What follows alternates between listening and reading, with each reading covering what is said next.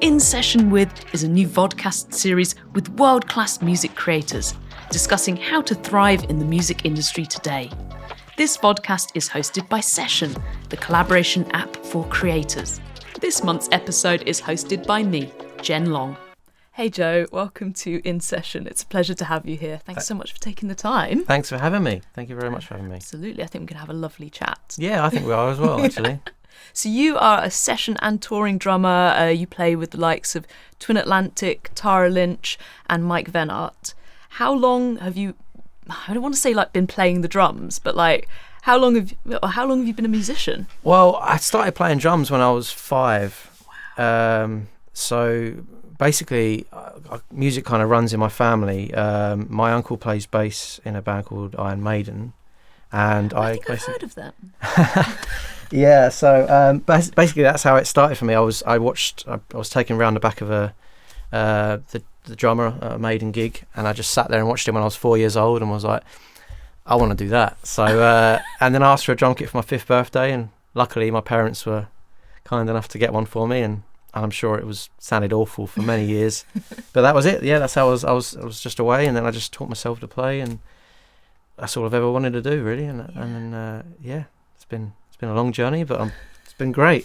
So it was always the drums? Totally, yeah. What was it about the drums? Was it just like the grandeur or the noise, the volume? I think it was just a mixture of things, really. I mean, as well as like just being sat behind someone like that, he had such a big kit as well. It's a huge kit, and when you're 5 or 4, it's even bigger, you know. I just was just in awe. I was just like, you know, mouth open the entire time, and I was just like, it was just like a real like awakening, like a flick of the switch, like that's what I'm going to do in my life. Well, I'm going to try the best to make it so anyway. It's amazing. What was your path like? Was it kind of playing in bands at school, or? Yeah, literally that. I mean, I taught myself by basically just watching the Iron Maiden drummer at gigs. So I used to sit behind him and just like study him, just watch what he did with his legs and his hands, and was just like, right, okay, so you know, and just like take it all in, go back home, and then didn't stop till I could do it, really. And then yeah, during school, just always in the music room, you know, on the drum kit, because just wanted to play as much as I possibly could. And just joining bands, and then I did like this rock school thing. So like the town I'm from, Harlow, had this like venue which did like a rock school during like out of terms, like when school kids are on school holidays. And you'd all get in a band, and then you do like a gig at the end of the week. And my tutor was like 21, and I was like 14 at the time. He asked me to join his band at the end of the week. So that was the first band I was in. I was still in school, and they were all obviously a lot older than me. And then I did a few shows with them, and then just kind of everyone I kind of played with, I kind of just kept in touch with, and you know, and then I became a professional session drummer when I was 25, when I joined Inheaven. Never looked back, really. It was a long journey, obviously, because when I left school at 16, my mum was like, you got to have a job, you know what I mean? You can't just be lazy. So I obviously had jobs, in and out of jobs and stuff, but then finally made it happen, you know, when I was 25, yeah, so. So, like, what were you doing before that? Was it just like you didn't believe yourself to be professional? No. You hadn't been paid? Well, yeah, basically that. I played as much as I possibly could, but when actually I started doing it for a living and I quit my job, because I worked with my dad for a while, who worked for Iron Maiden. He did like all the merchandise and stuff. So I'd worked with him for a few years, and I had some terrible jobs. I worked in Toys R Us. I worked at like a news agent. I worked at like all these places and stuff, because you know, just so I could sort of pay me way, you know what I mean? Like, and then luckily, obviously I got a bit of a break with the Inheaven thing, and then from then it's just all snowballed like from there. So for you, the kind of professional title comes when it's your main job, when it's your main source of income. Yeah, I guess so. Yeah, I mean, I've always seen myself as like serious about it, you know, of the whole time, just wanting to play and get better and improve, and you know, play for as many people as possible, and just know as many people as possible. But yeah, like when I started, you know, being able to pay my way purely from drums, that's when I sort of thought, right, okay, this is this is it now. So and then so was sessioning and touring with other artists always your goal, or was there a time when you thought that you wanted to kind of have your own band? See, this is the thing, it's like I'm kind of like towing the line really, because I do love being in a band. I love like the camaraderie and like the bouncing ideas off of each other and being in a room. I love just being in a room with other musicians. I can't stand playing drums on my own. Like that's why I do all these drum videos and like drum covers, because I love playing to music, because that's how I learned to play, you know. When I sit on a drum kit on my own, I don't know what to play. Like all these people, all these drummers have got like super chops and they can just do all these rudiments and stuff, and I was like, I can just play loads of songs. I just, you know what I mean? But when I sit there and play on my own, I'm like, this is boring, this is rubbish. So I like playing with other people. But to answer your question, like, yeah, I do love being a session drummer as well, because like, you know, the variety, you know, keeping it diverse and like, you know, showing different sides of your playing by, you know, playing with, you know, different acts and stuff. So I do love that, because it always keeps you on your toes, keeps you, you know, challenged and stuff, because it's not very good to get, you know, too comfortable. You can become a bit complacent that way, I think. So I think it's important to kind of keep things fresh. So that's why I love being a session drummer as well. But yeah, there's pros and cons to both, I suppose. Yeah, and I suppose like having that kind of like world of Iron Maiden around you when you were growing up sort of showed you that you could do certain different things, that you could be a hired player, you know, you didn't have to be like part of a set band. You could go and do things in studios with other artists. You could go on the road with other artists. Exactly, yeah. There's always been like, you know, absolutely. I mean, growing up with the whole Maiden thing, because there was obviously such a big band. I mean, I weirdly enough, I almost had to go and play for them as well. What? Yeah. So my uncle, he said that he like Nicko had like an operation on his arm, but like just shortly before a tour, and he was like, "Oh yeah, just, you know, be ready just in case." I was like, "If anything goes wrong," and I was like, "Oh my god!" Like it was first, like, you know, it was like the Olympic Stadium in Rome, I think it was, and I was like, "All right, okay," and then it just like nothing had happened. He just like went back into the room and was like having a meal or whatever, and it was like nothing had happened, and I sat there being like, okay, so I can't just unhear that, you know. Yeah. So that was weird, but yeah. So, but no, I mean, like, but Nicko's been great, the drummer from Maiden. He's like really been like a mentor for me, really. You know, he's kind of given me really good advice, like, you know, certain jobs and stuff I've taken, or like, you know, and he's always said, like, you know, each thing is like a stepping stone. You know, it's always gonna, you know, lead on to other things, which it has done, to be fair. Like most jobs I get lead on to other things, you know, whether it be in the studio or tour, you know, on tour.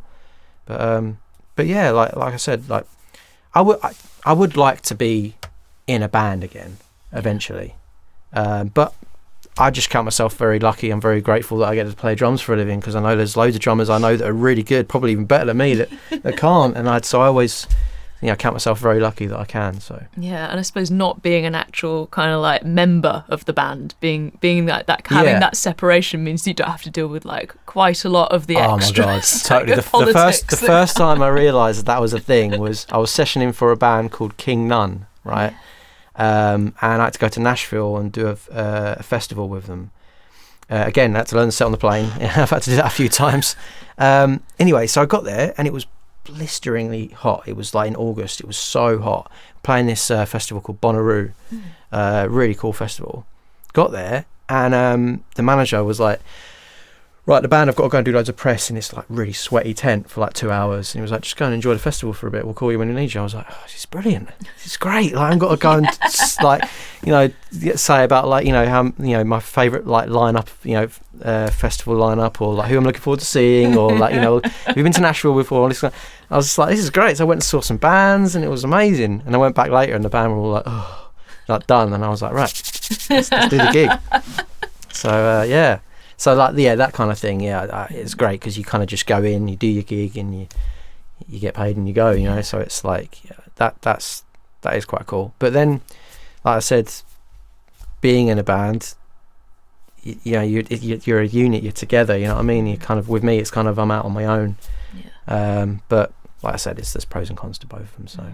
And like when you did start going out touring, was there any kind of a like steep learning curve? Was there anything that you learned very quickly where you were like, I need to make sure that I always do this? Or also in terms of like production sizes, have you been on certain size productions where you're like, oh, I need to step this up? Yeah, I guess so. I mean, when you're on bigger stages and stuff, whether like you have like a monitor or in-ear monitors, that's quite difficult to get your head around at first, because you're so far away from everyone. Like I obviously grew up playing little clubs for years, and you're right on top of everything. You don't even have to have a monitor really, because you're right next to the bass player who's blowing your head off, you know. But when you play bigger places, like you do, there's the separation. It's mad. Like you do actually have to be. That was quite I had to learn that pretty quickly. But what was one thing that happened that was mad. So I don't know if you saw this, but when Circawaves played Glastonbury and Colin got out in a dinghy, I got up and took over. That was me playing drums. You? Yeah. I remember seeing that footage. Yeah, so it was mad because he said he was going to do it a couple of weeks before, and then I was like, okay. I didn't hear another word of it, and then I got to Glastonbury because Inheaven were playing, and I was at the John Peel stage, and he was like, "Oh, where are you?" And I was like, "Oh, I'm just putting my tent up." He was like, "Oh, going to do this thing. I've okayed it with security, like, you know." And I was like, "Oh, he didn't." I thought you just thought it weren't happening, so I didn't say anything. And this was like the other stage. So I ran. I just put everything down. I ran to the other stage, like just ran there. Got there basically pretty much as they were going on stage, and I just kind of stood at the side of the stage, and he was like, "All right, see you out there." I was like, "Okay," so I just waited. But anyway, the thing I was going to say about it was when I went up there and took over from him, I realised very quickly that everyone was on an ears. He went out with his pack, and I'm just sat on the drum kit. I can't hear anything. I was going by the crowd because Kieran was doing this like thing in t-shirt weather, like, "It's going to be okay. Yeah. It's going to be okay." And I was like, they're singing back with him. Okay, right, it's one more. And obviously, like, it was completely rammed out there, and I was like, I can make myself look like a right idiot right now if I come in at the wrong time, you know, because I could not hear a thing. I was just like, but you got to just. I mean, like, when I got afterwards, I was like, oh my god, that's an anxiety nightmare. But at the time, you can't let it affect you because you got to play, you know. So I was just like, oh god, I really hope they're all playing with me because I just couldn't hear anything. I love that Kieran's like, "It's going to be okay," and you're like, it's not. Really not going to be okay. Not. Yeah, unless someone runs on and gives me an in-ear pack right now, it's not going to be okay. And then I remember, like, as I started playing as well, this, like, because it was all on the BBC highlights, like this cameraman just run up to the side of the kit and was like filming like this. I was like, "Go away, please." Yeah. So that was quite. So yeah, like that kind of thing. Yeah, you kind of have to just. You can't let it affect you, you know, and then you worry about it later, and then you deal with it later. But at that moment, you just kind of go, right, okay, yeah, just got to make sure the gig happens and everything goes swimmingly. So, because I suppose when you think about playing drums, you just think about the drum kit and you think about the sticks, and that's kind of it. But then there's so much other tech that creeps its way in, you know, from in-ears to playing to a backing track, having click track. Exactly. Like, how do you learn about that whole tech side? Well, I mean, like, I actually so when I got the Inheaven gig, I went to the audition, but the day before, the singer messaged me and was like, "Have you got your own in-ears?" And I was like, "No." And he was like, "Oh, because we played to a click." That's okay, right? And I'd never played to a click before in my life, but I was like, "Yeah, that's fine," because I wanted the gig. I really wanted it. So I just thought, right, say yeah and worry about it later. So I went to the gig. I went to the audition, and they gave me these in-ears, and I'd never put them in before. So I was like, spent ages trying to put them in, and I was like, "Oh, I look like a riot." Oh god, this is terrible. This is going awful. I finally got them in, and I had this foot switch, and then, like, he was like, "Okay, right, hit the foot switch and it'll start." And there was this woman going like, 1, 2, 1, 2, and I counted everyone in. I was like, right, I just got to hope that I can play with this click track because I'd never done it before in my life, you know.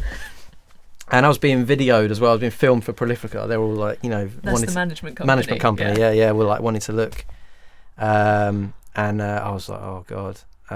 But yeah, luckily I did all right. But then, yeah, like that kind of thing. Yeah, with click tracks. Like, see, originally I was skeptical about playing to a click track because I thought it would limit me. I thought it would restrict my playing because I'm kind of more of a kind of groove rock drummer. That's kind of basically what I am, you know, in a nutshell. And I didn't really want it to restrict me because I'm a feel-based player. I'm not like a robotic player. I'm quite, you know, let things breathe a little bit, you know. But you'd be surprised how quickly you get used to things, and you can kind of like groove with it and breathe with the click track, because I really thought I had to be like beep beep, beep. It has to be everything on everything, which to a point it kind of has to be, I suppose, but you can let it do this, because it's like, if you're like slightly out, no one's going to know, you know what I mean, as long as you're actually, when all the backing tracks go off, because that would be a nightmare if it all went off at the wrong time.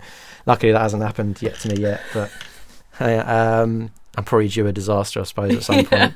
But yeah, like that whole techie thing, I was so like alien to it, I didn't really know anything about it. And then like SPDS pads as well, all that kind of stuff. I was like, what the hell was this? Never played with anything like that before, and all these all these weird noises and stuff. But like I said, you kind of just kind of get on with it and do it, and just find out about it later on. You just say, yeah, I'll do that, and then kind of go, right, okay, what do I need to actually do? Yeah. And I guess at least like having the drums there, it's something physical, it's something tangible. So if the SP did kick out, or if the laptop suddenly like... Totally. That's the good thing about drums, is like, it's not an electric instrument. So, there will always be the drum kit there, unless it just like falls to bits. But yeah, so yeah, with like obviously guitars, when pedals go down or amps go down, I always feel for guitar players when it's like, I don't know what's going on. Like, it must be a nightmare. It's just like, yeah, but with drums, it's just, it's an acoustic instrument, isn't it? So it's just there. Yeah. If all else fails, it's actually still going to be able to be played. That's the good drummer, when like there's the guitarist is having some nightmare with their pedal board, and then the drummer just like starts carrying on, drum and everyone's solo, kind of like drum clapping solo. along. Yeah, that's your moment. Yeah, exactly. Yeah. You mentioned earlier about the bassist like blowing your head off when you're in the practice space, and like obviously the drums being an acoustic instrument, they're also quite a loud acoustic instrument. Yeah. How do you like manage your hearing and make sure that you aren't doing any permanent damage? Well, I would wear earplugs before I went on in-ears, and obviously now I have in-ears in as well, so they're great. Obviously they cut out all the horrible frequencies from cymbals, crashing, the frequency from a cymbal is not, or a snare drum when it's tuned high and stuff, like, oof, not very good on the ears. But yeah, it's obviously very important because once it goes, I mean, like, it's not. Well, what's that film that came out recently about that drummer that lost his hearing? Sound of Metal. That's it. Like, that freaked me out, because I was like, oh God, like, if that happened to me, I mean, I know he deals with it the best he can, but it's like, God, that's my absolute worst nightmare, not being able to hear. And so yeah, you've got to take care of your hearing for sure. How do you pick and choose what to work on, and how do you know what to suggest as fees and what paperwork to set up? I mean, all of that again is just like, it was so alien to me. Like, first of all, when it's bizarre to me that someone will, like, I know it sounds odd because I've been doing it for quite a few years now, but it's still weird to me that someone will pay me to play on their album, or pay me to hire me to take me on tour with them or whatever, because it's just, I've always loved playing drums since I was a kid. Obviously I've always wanted to do it for a living, but like, it's still weird to me that is actually a thing, Yeah. So when I first did it and I started charging what I was charging, I was speaking to other like session drummers, friends of mine who've been doing it for quite a few years, and they were like, "You've got to triple that. What are you doing? Like, that's, you're selling yourself away." And I was like, "People would pay that, really?" And I'm like, "Yeah, no problem." And then since then, like, I've never had anyone say no, it's too much. It's like, you just kind of got to have a bit of self-worth, I suppose, but because I've always felt so lucky that I get paid anything. Yeah. But then obviously I had to be like, right, okay, yeah, this is a business now, so I've actually got to be.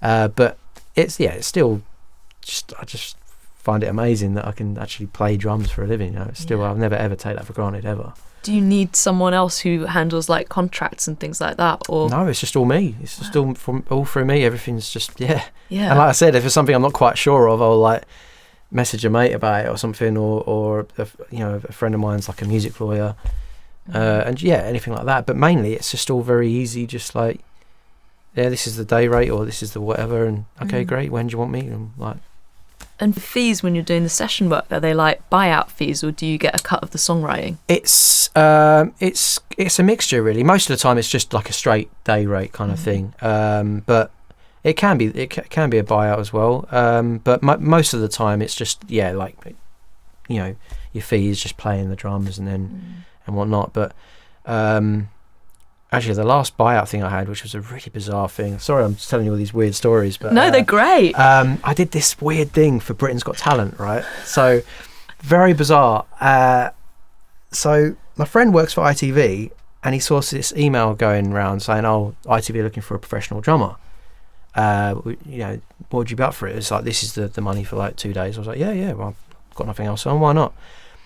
And so I spent ages like looking at looking at all my drum videos and thinking, right, which one do I send them? Because they wanted to see me play. I was like, right, it's got to be one that everyone knows. So I was like, maybe a Foo Fighter song or something like that or whatever. Anyway, sent it over. It took me ages. Sent it over, and this girl rings me back. She was like, "Yeah, we'd like to confirm you, but just before we do, just want to make sure that you're comfortable wearing a chef's outfit and being topless." And I was like,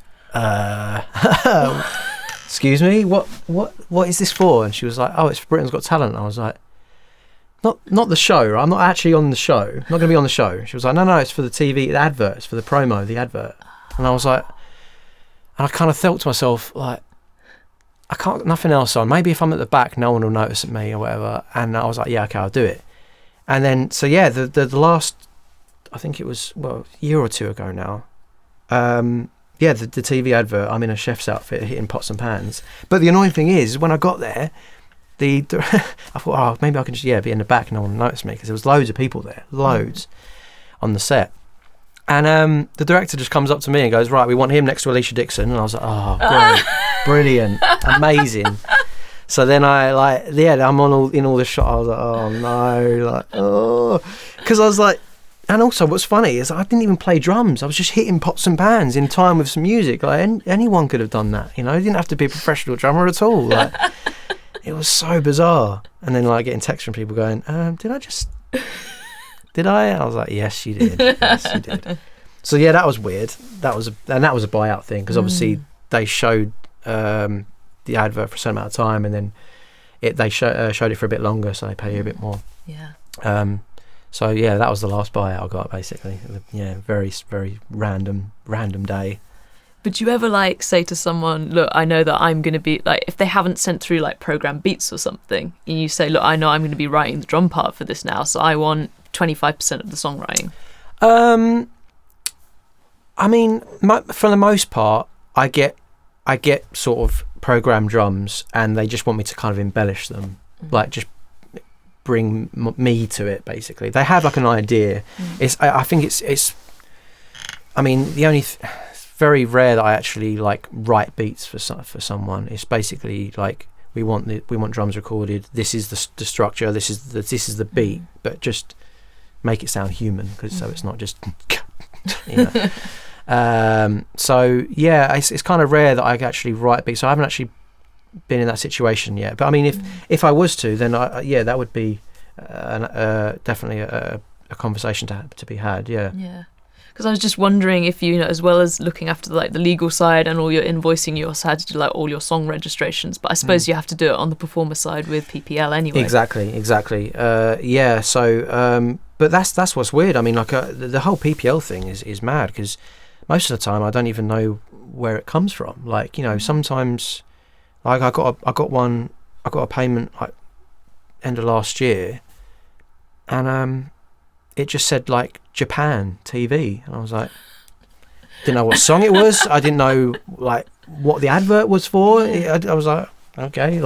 Do you keep check that everything you've played on has been properly registered? Yeah. I mean, I have the admin days where you're just right, make sure that everything's all because I worked out the other day I've played on 36 albums. Wow. So it's and not to mention little random sessions of singles and just random sessions that I've done for people. So yeah, you have to make sure that everything's kind of logged, because if you played on it, it's obviously, and it gets played on radio or whatever, you obviously due some money. So but yeah, that kind of thing, like I said, it was that was a new area for me, the whole PPL thing, and making sure that everything's above board and everything's all good. And because I didn't know if the artist puts me down, but I know obviously they do, but or if I have to claim first and then they ask them if I played on it, or I don't actually know how it works, because you have your repertoire logged, but it was a bit kind of ambiguous. It was a bit like, I'm not sure actually who does what first, you know, or if it's actually been logged between them or me, or the record label, and it's different in every country as well. Yeah, exactly. That's the thing. It's like it's different all the time. So it's like kind of just have to go with it, really. But yeah, that's very strange. Yeah, it's hugely administrative, and it's also like it's a lot of work. I think it was only recently that PPL like made it so you had to include the contributors and like featured artists and non-featured artists when you input all the data. Right. There must be like so much money out there historically that people pot, just like unclaimed, 100%. Yeah, of course. I mean, what's your journey been like to understand this whole other side that isn't the fun creative side, isn't the side of like being on the road and playing? I mean, I said it's just like I've just kind of like, I don't know, been thrown in it and just kind of you just work it out as you go along, really. I kind of I mean there's much more to say about it, really. I just kind of like I just get stuck in, and it's like, right, okay, I'm not really too like sure what that is, so I'll look it up or whatever, and then like I said, it's all just from me. So it's like I don't have like a manager, or I don't have an agent getting me work or anything. It's just all from me. So I was just like, right, okay, it's me, so I've got to do that side of it as well, you know, as part of it. But it's all, you know, it's all for the benefit of your business, of your you know, your profile as well. So it's got to be done. So and you've taught. What advice would you give to someone who is thinking? I mean, someone like Young's thinking, I think I want to be a drummer. I think I want to learn the drums, because it's quite like a higher point of entry than a guitar, and you need to have somewhere to play them. Definitely, yeah. I mean, they're not the most convenient of instruments, are they? I mean, I know you can have electric drum kits these days, which are obviously very helpful. I mean, I didn't have those growing up, but I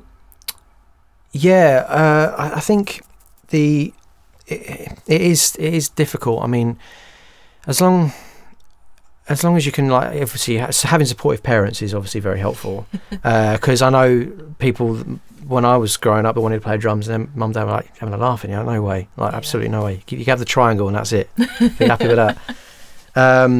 But I mean, I think if you believe in it enough and you just give it everything, I mean, I know that sounds so cliche to say that, but it really is. That's all I thought. It's like, just keep playing and like things will happen. Just make sure, like, and obviously the other part of it as well, you know, like, just make sure you're easy to work with. That is like, that's so important. I can't stress that enough. Like, because I know I'm not the best drummer in the world, but I know that I won't let you down behind a drum kit, but like, and I won't make any problems for you. Like, it will just be easy, you know. And that is a really important thing to have, because I know so many people have lost gigs just because they're an idiot, or they've like, you know, they've misbehaved, or, you know, they've rubbed someone up the wrong way, but enjoyed doing it, you know, those kind of people. Like, and it's just like, no, just, you know, just be cool, and everything will be fine, you know. So is there like a bare minimum of hardware? Because sometimes you see like drum, I think like the Franz Ferdinand drummer never has any rack toms. Yeah, I know. Like, that's how bizarre. do you kind of figure out what you need and what's your sound? I mean, to be honest with you, like, I grew up playing on so many different drum kits because I was playing gigs every week, and you have to just, a lot of the time you're kit sharing, so you just have to turn up, you go, I don't know what kit I'm going to be playing tonight, but hopefully it's all right, and you kind of just get on it and go, right, I'll make a gig out of this somehow. So I played on so many different kits that now, like, it's funny, like when I get a drum tech or whatever, and they're like, okay, like, you know, how do you want it? And I was like, if it's near enough this, it's fine. I'm not fussy, you know. I'm not going to be like, this is 1 millimeter out, you know. Like, I'm just like, it's fine, you know. If it's around about this, I can make a gig out of it. It's no problem, because I just learned to just adapt onto, and obviously getting up on Colin's kit at Glastonbury, just like, okay, right, okay, here we go. Like, you know, everything's like, because he has everything like quite flat. Right. And I sit a bit lower down, have things a bit slightly tilted, not like crazy tilted, but a little bit more tilted than him. So I was just like, just like, this is a bit weird. So that's another good thing as well, being adaptable, being able to just get up and play anything. That counts for a lot as well, because, you know, you never know when you're going to need to do that, or if something goes wrong during the gig, and like some people can just freak out if the floor tom just drops or whatever, and you just kind of go, oh right, okay, well, I can't use that, I've got to use that now. Yeah, I always think if you're playing to like a huge audience in like some massive stadium and you must be absolutely bricking it and you've got sweaty palms and then you go up and it's like... Yeah, oh God, I had a mad thing. So a band I used to play for called Voodoosix, we toured with Maiden for 3 months in Europe. And we were playing this football stadium in Stockholm. And our intro tape was like the Great Escape theme tune, like dun, dun, dun, dun, dun, dun. And this was like we did like 32 shows with them or something. It was a massive tour. Like, this was like the 20th show, so everything was like a well-oiled machine. Everyone knew where they needed to be or whatever. And the bass player starts the set after the end of the intro tape. So I run out, and I'm always the first one out. So I went out, sat up behind the kit. What happened was the tech behind me like kicked out all the power to the stage, like as he went out, and he's behind the scrims, no one can see him, and I'm sat on the kit and I don't realise what's happened, and he goes da, da, da, da, da, da, da, da, and I kind of like look out and no one's on stage with me, and there's like 40,000 people there, just like bated breath, like what now, like looking at me like, oh, is it going to be a drum solo, is it at the start of the set? I was like, oh I was like Garth in Wayne's World, he's like, I'm okay. Like, oh, it was horrible. I looked at the side. No one even had their guitars on in the wings, but no one could see them. And this guy was like frantically trying to plug everything in down here, but no one. They can only see me. And I was just like, this is the worst moment of my entire life. And it was probably about 30 seconds or something, but it felt like 30 years. It was horrible. And then they come out, and so like that stuff like that can happen. And you're just like, do I get off the kit? Do I stay here and just like stare at everyone? What do I do? Like, oh, it's like, because I'm not one for drum solos. So again, part of my personality, I think, some other guys will be like, yeah, this is my time, this is my moment. Yeah, here we go. And I'm just like, nah, not me. So that was quite frightening. So you just sat there? I just sat there, and like I was just like, because it's like, if you get off the kit and come back on, it looks silly, doesn't it? But then I suppose, I mean, there's no right thing to do there. Yeah. Like, you just like, oh God, this is horrible. And then just did this, I suppose. Actually, I'll tell you what I did. I took a photo. Did you? That's exactly what I did. I was like, right, well, this is quite cool. There's no one on stage with me. I was like, there we go. I took a photo. I was like, yeah, at least I've got that now. Yeah. Yeah. What's the one thing that you wish you'd known when you were starting out that you know now? Oh, that's a great question. That it's much more fun than you would ever expect it to be. I don't know, something like that, I suppose. I'm trying to think of something profound to say, but it just didn't work. I mean, I don't know, really. I mean, I think I've been very lucky. I haven't really had a moment where it's been like, oh no, like, I should have done this, or I should have done that, or like, I think basically, yeah, just like, I didn't expect it to be like this at all. I expected it to be great, but like, I don't know. I just, like I said, I'm so grateful that I can do this for a living. That everything that happens, even the bad stuff, I'm just like, well, it's just part of it. It's fine, no problem. There's plenty of good stuff, so it's all good. Staying positive was obviously very, very important. Obviously, during the lockdown was tough. Because actually, I very nearly. I was supposed to go over to San Diego to audition for Angels and Airwaves. Oh wow! Literally a week before Boris's speech, and then I was like, oh God, great, brilliant. So it's like, not only do you not get the gig, you now got to just sit in this room for like 18 months. Yeah. How did you stay match fit? I did just loads of drum videos. I was just so many. I was like, right, that's all I've got to do. Just going to go down the studio all the time, and I started doing some really like different stuff as well. I was just like, okay, right, I'm going to do some hip hop. I'm going to do some Warren G. I'm going to do So I started doing some really off the stuff I don't usually do, which actually was received very well. Actually, I was just like, oh, I love that kind of stuff. I do listen to that kind of stuff, but obviously don't usually play it. Yeah. So yeah, I basically just did as many drum videos as I possibly could, and it was mad though, because it's like, it was so long. So it was long enough to get a new hobby, but then become bored of that hobby. Because what was your new hobby? Cycling. Yeah. So good for you, good for the body, good for the mind. And then I just had enough. I was like, oh no, this is boring now. So yeah. final question. What would be your dream tour? Dream tour? Yeah. Oh, wow. You can play with anyone, anywhere. Wow, okay. Oh, man, that is a good question as well.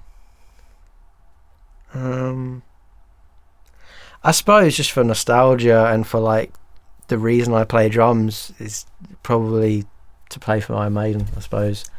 Because, you know, and I wouldn't have to learn anything. It's just, I'm ready to go, you know what I mean? So it's like, but yeah, I mean, I played with him in a rehearsal once, which was weird because I remember Bruce, the singer, telling me, he was like, oh yeah, you're the only person to ever play with us that's not our actual drummer. No one's ever played with us before. Like, it isn't our drummer. I was like, that's a bit weird. Yeah, but that would be amazing because just, yeah, like I said, it's kind of like full circle then, isn't it? Because it's like I saw him when I was 4 and I was like, yeah, that looks amazing, I want to do that. That's what you got to do Donington with Maiden. Exactly, yeah. Well, yeah, I mean, you never know, I suppose. But yeah, that would have to be it, I suppose. Yeah. It's a good dream tour. Yeah, it's pretty good.